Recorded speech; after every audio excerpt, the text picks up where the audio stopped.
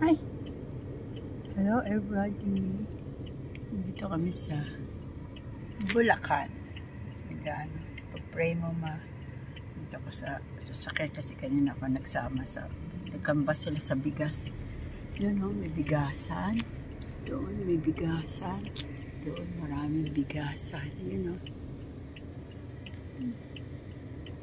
Maraming bigasan. Yun pa. Sila ate dito na nagkambas. Sobrang init eh. Pagkatapos namin sa Olongapo, tapos inflatable, nakadalawang check-in kami ng hotel. Sa ibang hotel naman yung pangalawa. Kaya diretso na kami dito sa Bulacan. Hindi pa kami nakauwi sa bahay. Huwebes, Biyernes, at Sabado uwi na kayo maya.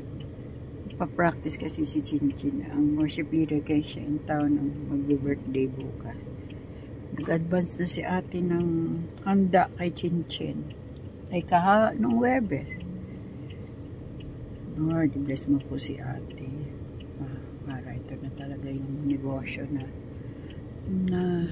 para mapagod din yung trabaho ni ate. Kaya ni-enjoy niya, hindi daw siya masaya pag hindi kasama pamilya.